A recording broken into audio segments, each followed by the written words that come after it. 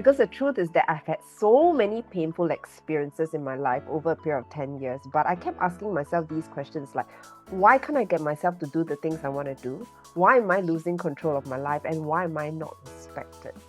I needed to do some work on myself. Not because I figured everything out, because I really decided to stop pretending that everything was okay.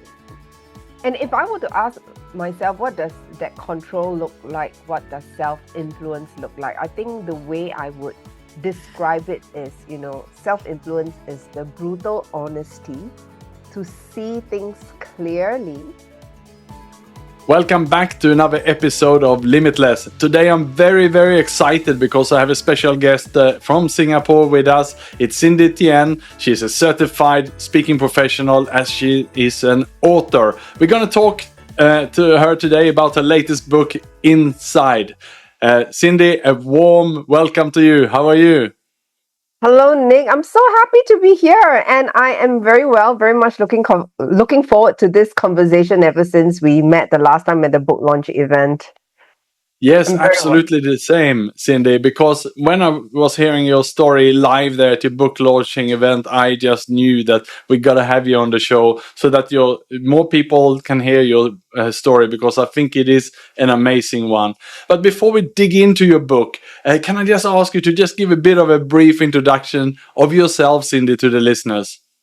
Sure. I certainly will do that. So, I'm a professional speaker and executive coach. So in one sentence, I tend to tell people what I do is to help people break through their BS, and we'll talk about what is BS later on, and turn their EQ into influence, because I believe that we all have emotional intelligence, but what does it mean when we turn it into influence, and what does it mean when we don't have influence?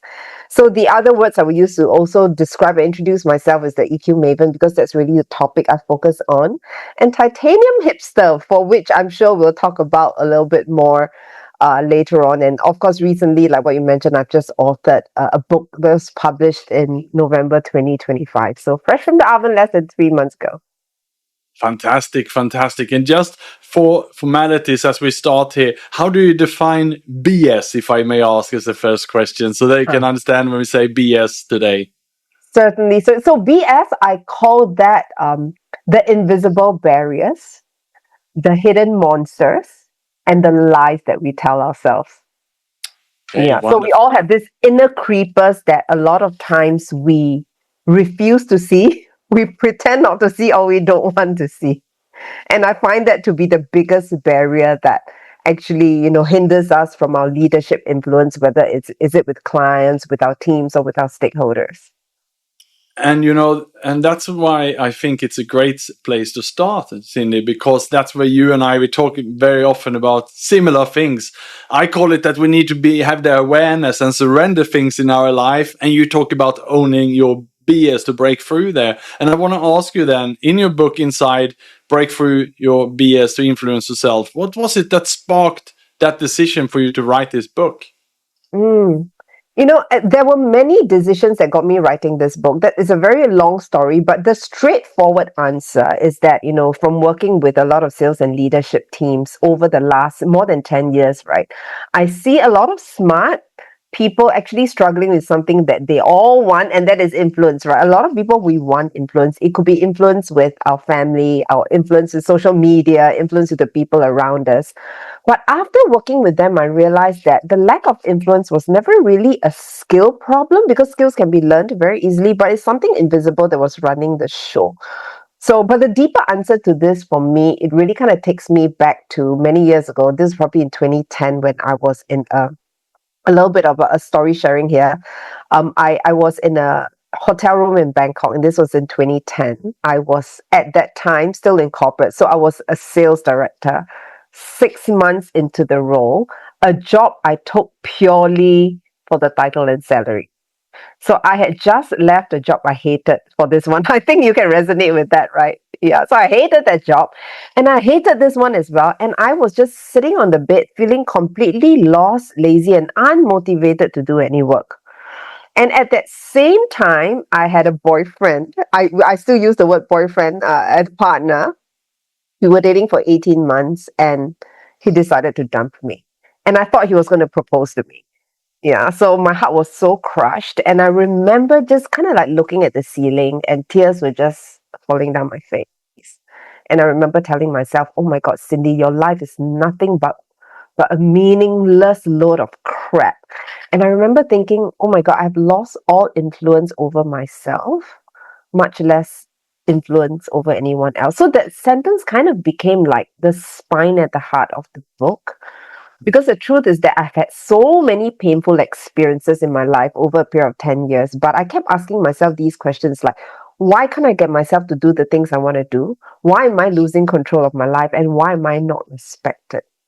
Yeah, so eventually a mentor, and thankful for mentors, eventually pushed me into a program which confronted many things. And that's when I finally saw my own patterns, which is I spent years polishing the outside of my apple, my external influence, while the inside was just badly decaying. Yeah, so I realized that I needed to do some work on myself. Not because I figured everything out, because I really decided to stop pretending that everything was okay. And in 2018, I made the decision to write the book. Wonderful. Thank you for sharing that, Cindy. And I'm sure there's many of the listeners who is thinking, am I in this job for the title? Am I in this job for the Mm, money? Or perhaps there's some other underlying reason why we have the job. And what I'm hearing from you is that you start to have those conversations with yourself and you realize this is not where I should be. So you sort of took ownership for your own life, influenced yourself to break through of that. And according to you then, Cindy, when someone is truly influential, how do these people show up in the workplace, and how do we know that they really are, they have the right influentiality? So I love the word they used earlier, take ownership, right? Yeah, what does taking ownership means? And always this word own your BS, which we'll talk about in a while. But a lot of times when we think about somebody that's influential, we tend to think of somebody who has like that big energy, right? Very charismatic, somebody who comes in the room and they own the room, big voice, big title, big energy. But I would beg to differ that influence is that can be a skill that we can learn. Nothing wrong with that. But I think it's a lot more than that. And one example I always share is that when I was working in an American MNC, I was in kind of like a sales role for about 6 years. I had a new colleague that joined the team. So I'm just gonna call her Hannah. So Hannah is this cutest little thing. She's like this tiny, bouncy, petite lady. And she will greet everybody with this like high pitched, like good morning voice, right? So she was such a cute thing. And I remember that I saw her, and at that time I was still a little bit toxic. So I went like, this person is not a threat to me. Okay. But interestingly, 6 months down the road, after she joined the team, I realized that a lot of people respected her, liked her, and listened to her. Yeah, so for some strange reason, I thought, hey, this girl, even though she looks very unassuming, she had some level of influence. So I started observing this lady, and here's a few things that I noticed, okay? The first thing I noticed about her is that during meetings, if there's something that she doesn't agree with, she would always speak up respectfully and ask questions. So because of that, her voice was heard. Yeah, the second thing I noticed about her is when there are disagreements, and we will always have that at work, right? You'll never always 100% agree with somebody. She actually would make the time, long emails, long phone calls, long meetings to address the conflict instead of avoiding them. As a result of that, her relationships with people went deeper. So she doesn't sweep things under the carpet. And the third thing I realized about her is really interesting. While the rest of us, and Asians being Asians, sometimes we are conservative, we are shy. So most of us were just comfortable like hanging around with the three best friends. She actually built relationships beyond her comfort circle. So with the seniors, overseas leaders, and stakeholders that nobody else bothered with. And as a result of that, it gave her direct access and negotiating power that the rest of us didn't have. So the more I observed her, the more I realized one thing. It's not that she has influence with others. She actually has influence with herself, with herself. Yeah. So influencing others often looks very impressive. But when we can influence ourselves, that's when, our impact becomes truly a lot more effective. And that's what I noticed and learned from this lady. Yeah, and thank you for sharing that story. And in your life, and for those who are listening today, How can we really take control of that and to start influence ourselves more, like that story? Are there some steps we should follow? Any tips that you can share? Yeah. And if I were to ask myself, what does that control look like? What does self-influence look like? I think the way I would describe it is, self-influence is the brutal honesty to see things clearly, brutal honesty, radical honesty, to see things clearly, and the courage to do something about it. I would explain it as that. And one analogy I could use is, I used to sleep really late, and in the middle of the night I like to wake up and like drink a glass of water, right? So I remember there was one time I woke up, this was many years ago, I woke up in the middle of the night feeling really thirsty, decided to get a cup of water. I opened the cupboard, this cabinet in my kitchen, and to my horror there were two cockroaches feasting on my raw potatoes. So at that split second, I was asking myself, what do I do? Do I wake up my helper? Do I scream and call my husband? What do I do? But in all true Cindy fashion, I actually decided to close the cupboard and pretend that it did not exist. Because I was so afraid, right? It's cockroaches and they were giant ones. Yeah. It was at that time, I think it was just easier to just pretend I didn't see it, but to confront it. And then 3 days later, 2 a.m. again, I opened the same cabinet, and now there were four cockroaches having a reunion potato party. So that's how I think about self-influence. That's what happens when we don't influence ourselves. What we leave in the dark doesn't disappear, it actually multiplies. So most of us do this every day. Yeah, maybe not with cockroaches, that was an analogy. But we could be avoiding things from the conversations that we don't want to get into. Could be the feedback that we're ignoring, or it could also be the patterns that we keep repeating, right? We close the cabinet and pretend that everything's going to be okay. So self-influence start with owning your BS. And here's, when I want to define it a little bit further.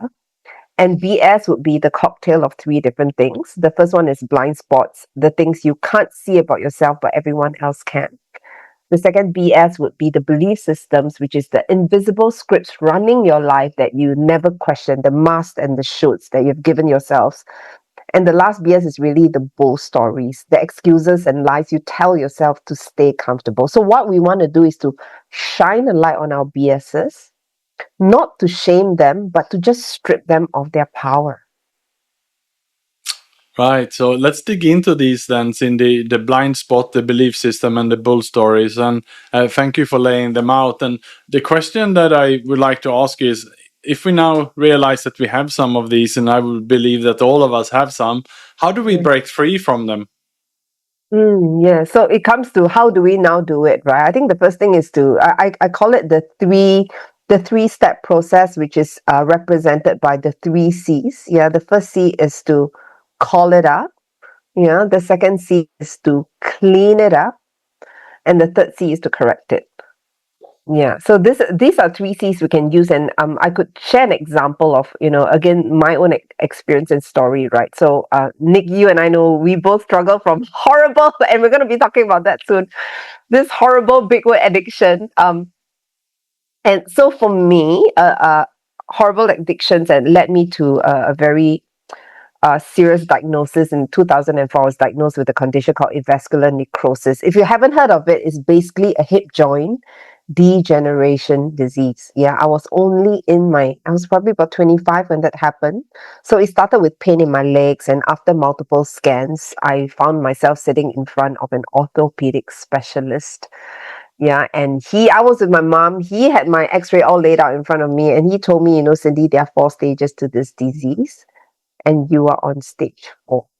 You now have the hip joints of a 90-year-old woman. Yeah, I'd like you to go back and renovate your home because you're gonna very likely be living your life in a wheelchair. So I was 25 years old when I was diagnosed with that. And at that time, of course, it was so shocking to me. I was so young. I looked at my mom for answers. My mom asked the doctor, how did this happen to my girl? She's young. We don't have family history of this kind of condition. So the doctor started asking me a bit more about my lifestyle. And at that time, I would just left my life as a flight attendant, and eventually he concluded that it was because of alcoholism, substance abuse, and eating disorders. So And Nick, you resonated with you. I know you resonate with this, right? The drinking from one beer. Initially, I thought it was for fun, just to relax, right? Then after that, from one beer to three beers to a bottle of wine to a bottle of whiskey. Yeah, and I remember my personal record was actually taking 8 pills and drinking half a bottle of whiskey in one night, and I blacked out 24 hours, and I was in Copenhagen at the time. Yeah, and I remember the BS, which is the bull story I told myself, is that it's no big deal, Cindy. You still show up for work. So that was a lie I was telling myself. So that's what happens when your BS runs the show. So maybe the listeners' BS, you're listening to this, could be I don't need help. I can handle it alone. Or it's just stress. Or my team needs me, so I can just be working every weekend. So how do we break through it? So call it out. See the BS for what it is. For me, it had to be radical honesty. I'm not coping. I'm actually hiding from my pain.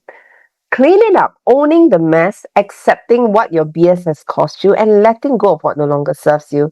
And then correcting it is really reframing, redesigning the mindsets and patterns, reframing your language, and practicing new behaviors. So that's how we apply the 3 C's method. Because cockroaches, going back to that, and our BS actually play the same game. They only win when you pretend that they're not.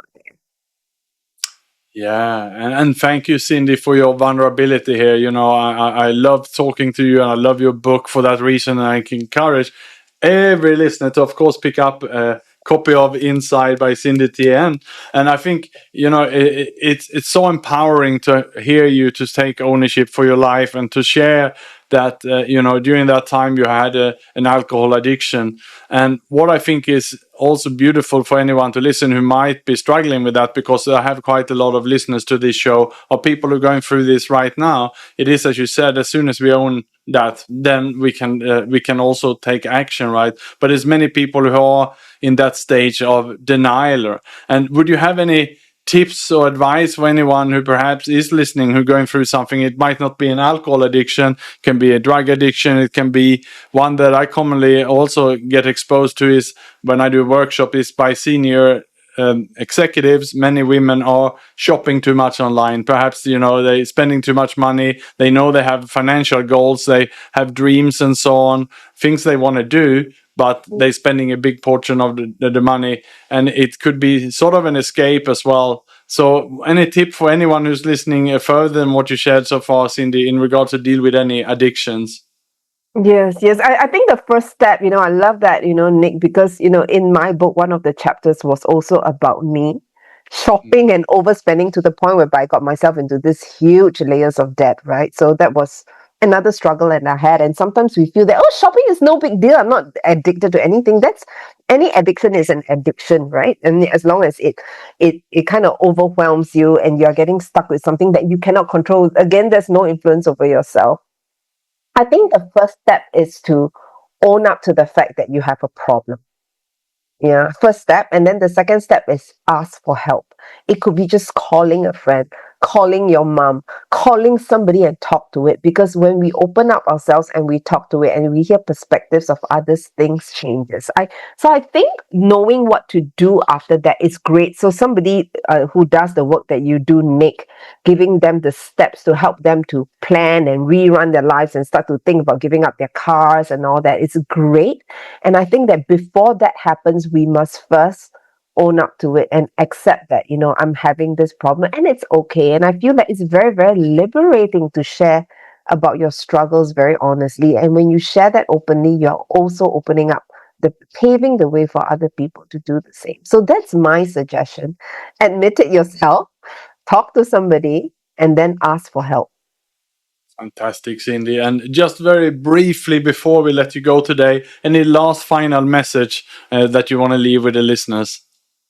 Absolutely. And I get this question a lot, right? What's kind of like the final message, whenever I do my speeches and on a few different podcasts, I always say, I started this conversation by saying that I had lost all influence over myself. And the turning point that happened to me wasn't necessarily a strategy or a framework. It was more like a decision to stop looking outside and start looking inside. So if I could leave your listeners with one thing, it's as we're busy keeping up with everyone and everything on the outside. Let's not forget about what's happening on the inside. You start hating yourself, you start despising yourself, you start disrespecting yourself. That's already a clue. And as we think about who we want to be, a lot of us are building our brands, right? Oh, we want to be this, we want to earn this amount, we want to do this, by this age, we want to do this. I'm also going to suggest that we also should get crystal clear about the person that we don't want to be. Because the first and most powerful person you will ever influence is truly yourself before you can do so powerfully with others. Fantastic. Thank you so much, Cindy Tien, for coming on the show today. Just finally then, if someone want to contact you or look you up, what's the best way for them to reach out? Yeah, certainly. Well, I'm on LinkedIn quite a bit. You can also go to my website, cindytien.com. Yeah, feel free to reach out and I'll be happy to connect with you. Fantastic. Thank you so much, Cindy, and thanks to the listeners as well.